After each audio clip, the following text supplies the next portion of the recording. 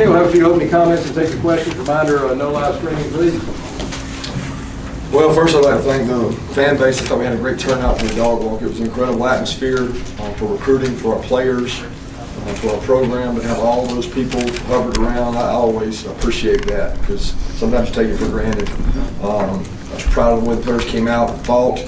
We knew that was going to be a good football team, a really good defensive football team. Okay, they are physical players, they are fast, and they don't miss tackles. I mean, we talked about it a long time ago. I know their coaching staff. We called them last year in Tennessee, and I just think Coach Satterfield and his staff do a tremendous job. It's a great program. But hats off to our guys. Had a little adversity in the midst of the game, and they responded well. You know, nobody panicked. The guys went out and played hard. You know, I thought that our kicking units, and I can't give the credit to the coverage or the special teams, just the specialty players, the kickers.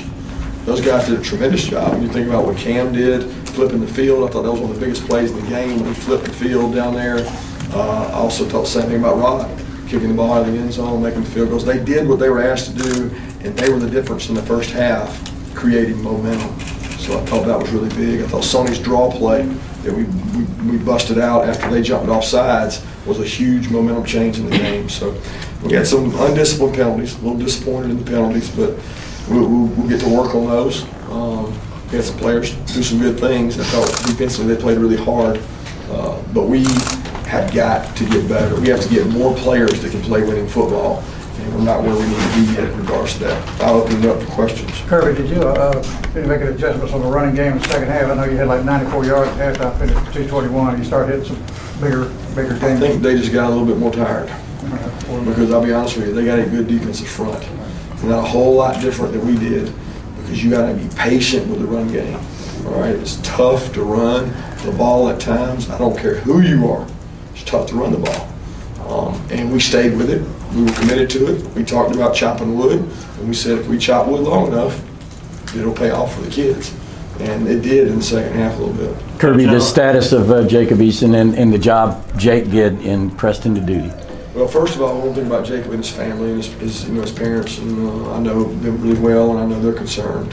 He's got a sprained knee right now. We don't know the extent past that. We don't know how long. We'll know a lot more tomorrow. But I hate it for Jacob because he had a really good camp, and he's worked really hard, but we don't know how long it'll be.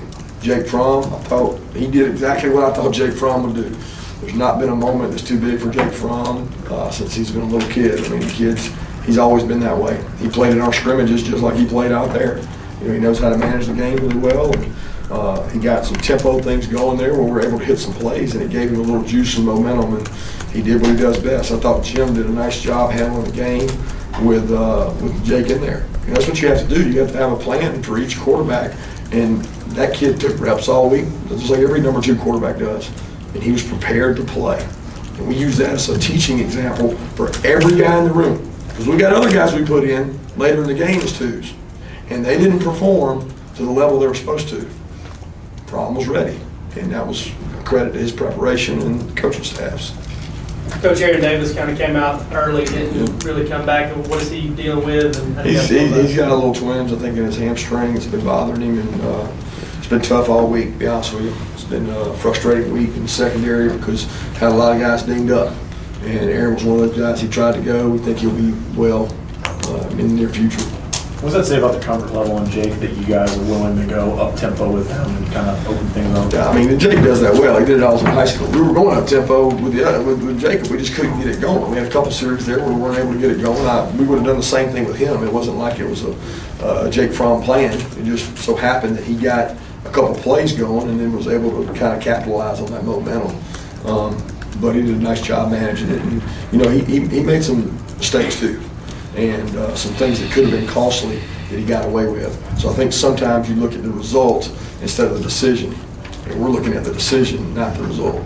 Kirby, how did the secondary do, you think, without Parrish and once Davis went in? We made some mistakes. I thought they played really hard, and they played really physical. But we've got a lot of improving to do in that area, and we have to get more players that can play. We can't make it to the year with 4 and 5 DBs. We got to have 7 and 8, and that's just not where we are right now.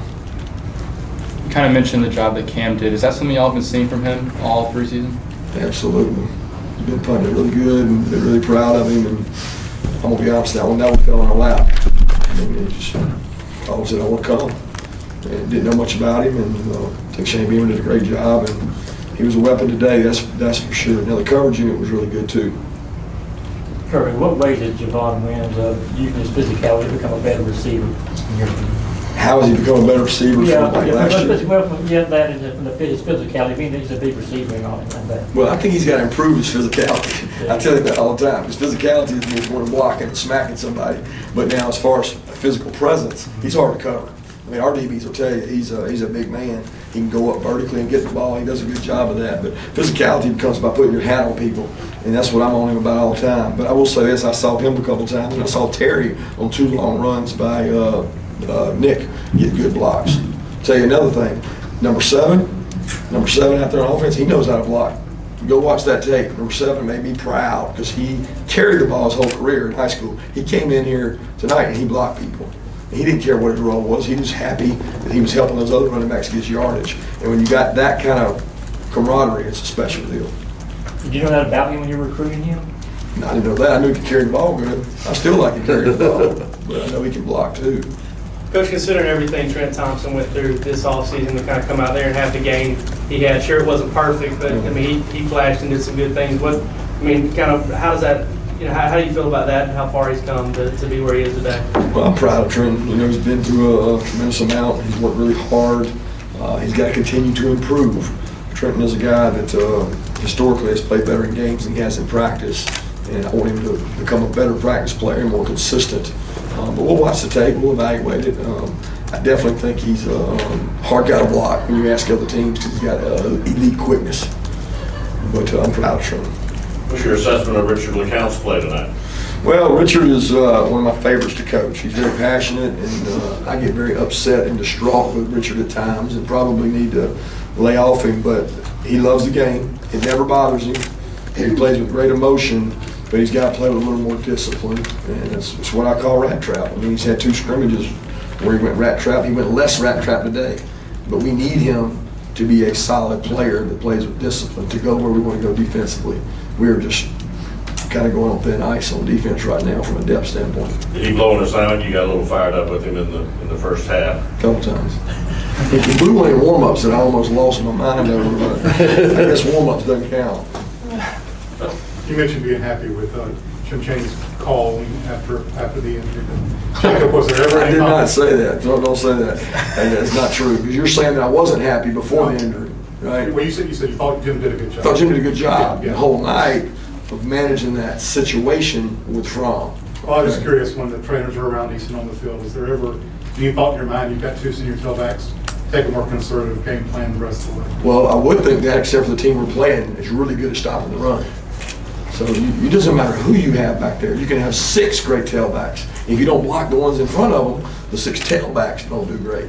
You know what I mean? So we got good backs, but these teams got good fronts too. And we're going to get more and more physical up front. We're going to have to wear teams down, and we got to be able to throw the ball, guys. It's the bottom line. And Fromm can do that. I'm not afraid to throw it. How about the rhythm of the offensive line?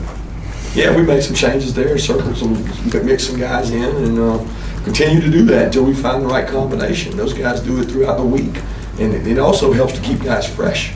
We had a couple guys get tired out there in the inside positions, so we were able to play more guys. We got to improve in that area, no doubt. We're going to play better fronts than what we played today. Now, they were good, they were quick, they were different, but we're going to play teams that are as good as those guys. Wasn't there an offensive line unit that you saw today that sort of stood out to you? I can't answer that, I'll be honest with you. I was so busy worrying about what we were calling, I'm not thinking about who the guard was, to be honest with you. I watched the tape and evaluated it, but it wasn't like, oh, we got hot all of a sudden when this unit had a lot more to do with the fact that we were wearing them down, less about who was in. Coach, so I know that you've been able to take a look at everything yet, but in terms of the defensive line and the defensive front 7, I mean, how do you feel like that unit kind of stymied Appalachian State's offense in terms of the run game? I thought they did a good job of that. I mean, to be honest with you, the Appalachian State's offensive line was overmatched. I mean, we had bigger players than they did up front. That's not the best thing they do. So we'll play a lot better offensive lines than that one, but I give App State credit. They got a great quarterback, got a great system, and they got a really good defensive unit. Okay, but our defense should dominate those guys. They did that. Now it's on Notre Dame, who's going to have bigger, more physical offensive linemen, and we got to continue to do that. And we got to get better up front. I felt like we played a lot of players, on defense, which I think helps a little bit the overall feeling in the room. I get to play, I have more value, but it also keeps guys fresh. Coach, has Solomon, is he dealing with anything, or is it just more indicative of Kendall and Dyshawn's play at guard and practice lately? Yeah, Solomon's been dealing with an ankle for a while, and it's been bothering him. It's not been, he hasn't been out of practice. He just hasn't been 100%, and he really struggled to press on that thing this week. And we talked about playing him. He probably could have played, but we didn't know if he'd play his best. And then they got to the point in the game where we didn't feel like it was worth risking injuring it further and get him some recovery and get him rest. But he's been battling an ankle injury that we hope gets well soon. Over the fan base, the media have probably been talking about Notre Dame a lot in the offseason. Now you guys can focus on that. What do you think of that challenge? Well, I think it's a great challenge. I think, first of all, it's an awesome opportunity for our fan base to get to go to a place that no Georgia player, as far as I know, has ever played.